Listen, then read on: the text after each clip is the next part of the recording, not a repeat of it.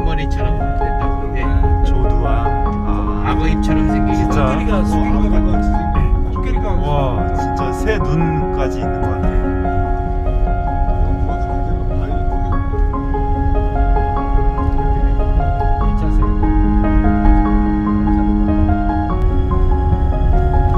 나리동 올라가는 길.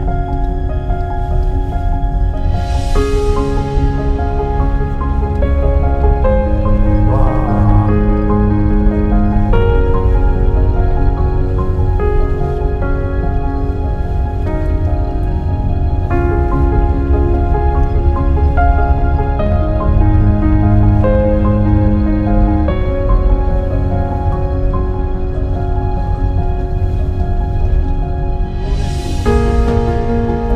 이 지역이 홍문동이에요. 저희 홍문동이라고 해서 이 마을이 홍문동이고, 밑에로 내려가면 천보, 위로 올라가면 나리. 그래서 여기 있던 사람들이 평리로도 넘어가고 이렇게 위에 나리도 가고 천보로 내려가고. 여기서 밀었네. 여기가 제일 넓은 데라서 평지로서 제일 넓은 지역.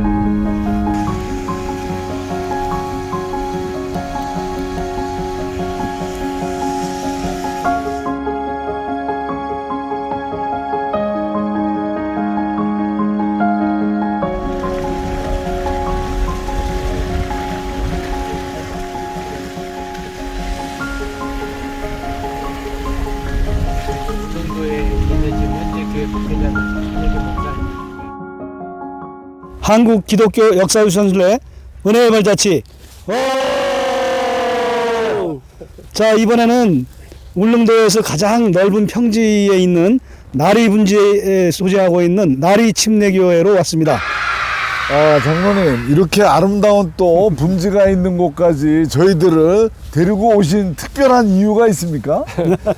예, 우리가 어제 봤던 석포교회, 그 다음에 또 평리교회, 또 서달교회, 이런 그 울릉도 북쪽에 있는 교회들이 100년 넘은 교회들이 있는데, 그 이전에는 이 나리분지 올라오기 전에 그 홍문동이라는 곳에도 교회가 잠시 세워졌던 적이 있대요. 그런데 여기에 이제 화전민들이 때에 따라서는 살았다가 또 더 살기 좋은 곳으로 이주해 가고, 그러다 보면 주민이 살다가 또 사는 사람이 적어지면 따라서 교회도 옮겨가고 그랬던가 봐요. 그래서 저 위에 홍문동 교회라는 교회가 그 당시는 꽤 활발하게 모이고 있었는데, 지금 현재는 없어졌어요. 그런데 그 홍문동 교회의 전통을 이은, 말하자면 그 정신을 계승한 곳이 가까운 인접한 이 나리분지에 나리교회가 세워진 지 100년은 안 됐어도 지금 그 역할이랄까 모습을 간직하고 있어서 오늘 방문했습니다. 아, 예. 오늘 정치현 목사님 나리교회에 대해서 좀 잠깐 설명해 주실 수 있으시면은. 제가 자세한 건 잘 모르고, 이 나리교회가 1952년도에 아마 세워진 걸로 알고 있어요. 그래서 원래 이제 첨보에 있던 그 박 집사님인가, 이분이 이쪽으로 올라와서 여기 계신 분들 전도를 하고, 그래서 5분 정도가 이쪽에 공회당에서 예배를 드리다가 아마 그렇게 해서 이제 교회를 짓기 시작한 교회를 이제 시작한 것 같습니다. 목사님 지금 안 계셔서. 아, 예. 예. 그럼 나리교회 한번 좀 들어가서 한번 한번 또 들어가 한번 보고 같이 얘기 나눴으면 좋겠습니다. 가시죠. 같이 가시죠. 나하고 생일이 나이가 같은 그러니까. 교회 또 새로운 또 원장님 또 여기 또 안녕하세요. 생기셨네.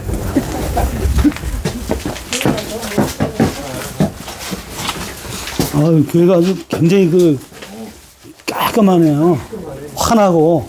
그 원래는 빨간색 벽돌로 이렇게 지어졌던 건물이었는데, 이제 오래돼 가지고 이제 그 왜 자꾸 이제 비가 새고 이러면서 이제 뭐 몇 번 이게 방수 작업을 했었는데, 그 방수 작업을 해도 안 돼서 이번에 가지고 대대적으로 다 그래서 이제 벽돌도 새로 하고, 저 뒤에 있는 그 앞에 스테인드 글라스도 새로 이렇게 해서 교회를 새롭게 꾸몄습니다. 안에도 전체적으로 지난주에 이 리모델링을 거의 마무리했어요. 지난주에 예배를 드렸고. 예.